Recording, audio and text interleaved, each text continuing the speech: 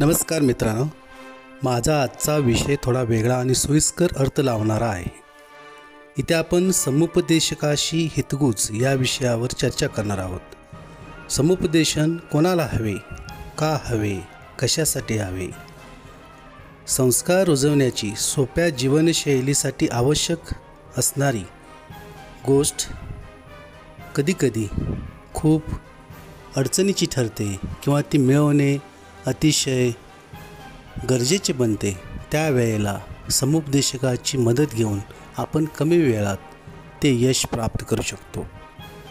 नवनवे मानसिक व शारीरिक बदल पौगंडावस्थेत आपण स्वीकारत अवखळ नवउमेदीच्या वयात केव्हा पोहोचतो ते कळतसुद्धा नाही.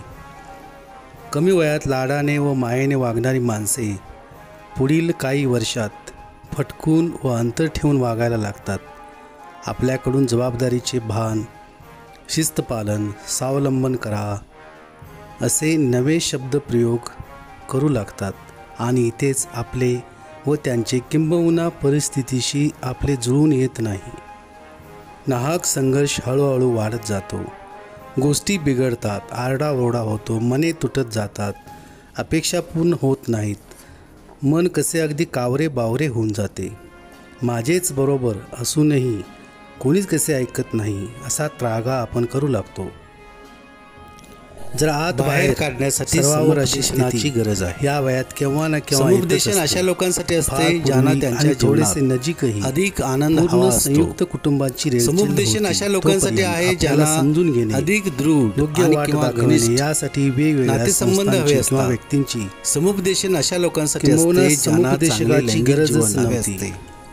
पण समुपदेशन अशा लोकांसाठी आहे ज्यांना अधिक मनशांती अनुभवायची आहे. समुपदेशन अशा लोकांसाठी आहे ज्यांना अधिक आत्मजागरूकता हवी आहे, गरजेचा वाटतो. समुपदेशन करत असताना कोणते मुद्दे लक्षात घेतले जातात? तणाव, नैराश्य, चिंता, भावनामध्ये नातेसंबंधात निदान करणे म्हणजे ज्या गोष्टी करतात त्या समस्येला प्रतिसाद देणे, कौटुंबिक समस्या, लैंगिकता, चिंता यातून बाहेर पडण्याचा सारांश तयार करणे, समुपदेशन प्रत्येकाने करणे गरजेचे असते. प्रश्नावली बनवणे म्हणजे क्वेश्चनिंग करणे. समुपदेशन एखाद्या मुद्द्यावर जोर देणे म्हणजे फोकसिंग करणे आणि नवीन मार्गाने वाढण्यास मदत करू शकते. म्हणजे इमिडिएसी हे अतिरिक्त इनपुट आहे जे दैनंदिन नोंदी ठेवणे, व्यावसायिकरित्या तुमचा विकास करू शकते. समुपदेशनात तुम्ही ज्या गुणांची आणि वर्तणुकीची तुमची इच्छा आहे ती विकसित करण्यावर तुम्ही काम करू शकता. समुपदेशन ही समुपदेशनाची गरज काय? तशी मानसशास्त्रीय दृष्टिकोनातून मदतीने विद्यार्थी लवचिकता, सामना कौशल्य आणि आत्मसन्मान विकसित करू शकतात. त्यांना सावरणे, आवरणे, शैक्षणिक कामगिरी सुधारू शकतात योग्य शिक्षणाअभावी जीवनातील आव्हानांना सामोरे जाण्याची त्यांची क्षमता सामाजिक स्तरावर, रोजगाराच्या ठिकाणी, सार्वजनिक व्यवस्थांमध्ये समुपदेशन जर मिळाले तर व्यक्तीचा विकास सर्वांगीण बाजूने निश्चितच होतो. यासाठी काय करावे? सर्वप्रथम ज्या व्यक्तीला एखादी समस्या येते, अडचण किंवा चणचण भासते अशा वेळी सर्वप्रथम त्याने किंवा तिने स्वतःच्या कुटुंबातील सदस्य जसे की आई वडील, बहीण भाऊ, नातेवाईक यांच्याशी मनमोकळेपणाने बोलावे. आपल्या गरजांची यादी करावी. त्यामध्ये अतिमहत्वाच्या गरजा ते कमी महत्वाच्या गरजा यांची यादी बनवण्यास अतिशय उत्तम असते. गरज असते. त्यानंतर आपल्याला पुढील जीवन प्रवासात काय करावयाचे आहे याबाबत जागरूकता असावयास हवी.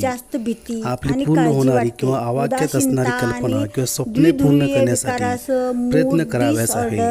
आपल्या आवाक्याबाहेर अवास्तव कल्पना, कामे यांना बाजूला सारावे. आपली व इतरांची तुलना करणे टाळावे, कारण प्रत्येक व्यक्ती जगामध्ये एकमेव असतो हे समजून घेतल्यास आपल्याला भविष्यामध्ये अडचण येत नाही. आता ह्या चित्रात पहा, एक समुपदेशक किंवा काउन्सिलर आपल्याला काय सल्ला देऊ पाहतो आहे.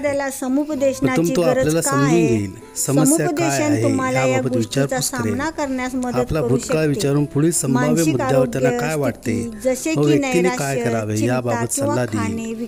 दुसऱ्या टप्प्यात समुपदेशक द्विधा मनस्थितीबद्दल शंका कुशंका असल्याबाबत कारणे शोधू पाहिजे, म्हणजे आपल्याला निर्णय क्षमता वाढवण्यास मदत करू पाहिजे. हे करीत असताना आपली अडचण, आपली गुपिते किंवा प्रगतीतील अडथळ्यांची चर्चा गुप्त ठेवील. अशा करण्याने तो तुमचा अगदी जवळचा मित्र किंवा मैत्रीण बनून जाईल.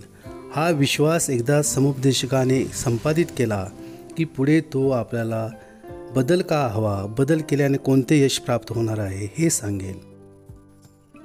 एकदा का आपल्यातील शक्ती, ताकद आपण ओळखली की आपण कोणतेही बदल, ध्येय निश्चितच ठराविक वेळेत पूर्ण करू शकू आणि आपला जीवनभरचा प्रवास सुखकर बनवू शकू. आपल्याला आणखी काय हवे आहे, आपण कोठे कमी पडतो का, आपले असेट्स काय आहेत याबद्दलची दृढ जाणीव समुपदेशकाच्या मदतीने पूर्ण होऊन जाते.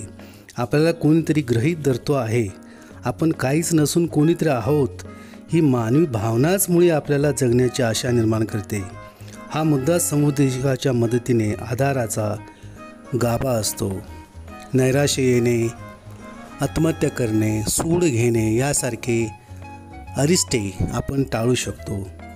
प्रश्न असा पडतो की समुपदेशन म्हणजेच काउन्सिलिंग थेरपी आहे की काउन्सिलिंग आहे किंवा त्या दोन्ही गोष्टी सेम आहेत.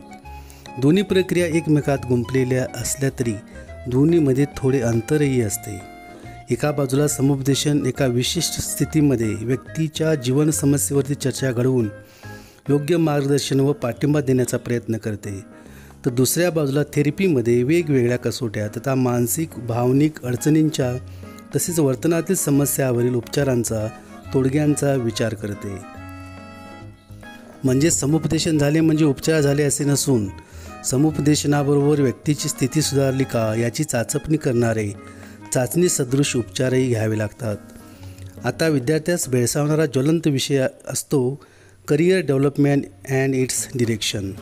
व्यवसाय मार्गदर्शन नीट झाले तर न्यूनगंड येणे, मनोविकृती येणे, उद्दीपन येणे यासारखे मानसिक आजार खूप कमी होतात. यासाठी विद्यार्थ्यांना भविष्यातील जीवनप्रवास सुकर बनविणारे समुपदेशन विद्यार्थी दशेत व्हावे असे अपेक्षित आहे. त्यासाठी शासकीय स्तरावर, सामाजिक स्तरावर, शालेय स्तरावर समुपदेशन उपलब्ध करून दिले जाते.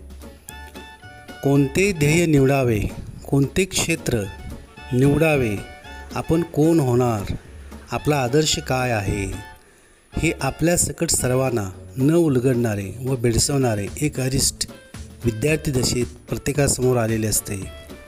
मी कोण होणार, तुमचा आदर्श कोण, मी हे होणार, नाही मला हे व्हायचे आहे. काही काळ लोटल्यानंतर आधी ठरवलेले वाळूत ओढलेल्या रेगेसारखे पुसून जाते. आपण किती मूर्ख होतो हे काही कालावधीनंतर आपल्याला समजून येते. यामध्ये खूपसा वेळ वाया जातो. हा वेळ वाचवण्यासाठी जागरूक पालक समुपदेशनाची कास धरतात. ज्यांना असे समुपदेशक मिळतात व भरघोष यश मिळते असे विद्यार्थी पुढे जाऊन त्या समुपदेशकाला गॉडफादर अशी उपमा देत असल्याचे आपल्याला सर्वत्र दिसून येईल. म्हणून समुपदेशनाची व्यावसायिक केंद्रे व बाजारीकरण झाल्यास नवल वाटून घ्यायचे नाही. तथापि जागरूक शिक्षक आपल्या विद्यार्थ्यांनी अपयशी व्हावे असे कधीच चिंतन करणार नाही. तो विद्यार्थ्यांचा मकदूर पाहून त्याला चांगला सल्ला देत असतो. खेळ, व्यापार, वैद्यकीय शिक्षण, भविष्यातील विकल्प यामध्ये विद्यार्थ्यांची एकदा निश्चिती ठरली की तो आपली ध्येयाची वाट निश्चितपणे पूर्ण करू शकेल. जेथे अशा प्रकारची शिबिरे किंवा चर्चा होत असतील तेथे विद्यार्थी मित्रांनी त्याचा लाभ घ्यायची संधी सोडू नये. म्हणून समुपदेशन हे काळाची गरज बनलेली आहे.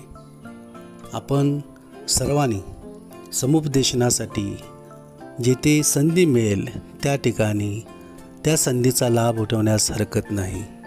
आपण पुन्हा एकदा माझ्याशी जोडले गेलात त्याबद्दल आपल्याला धन्यवाद.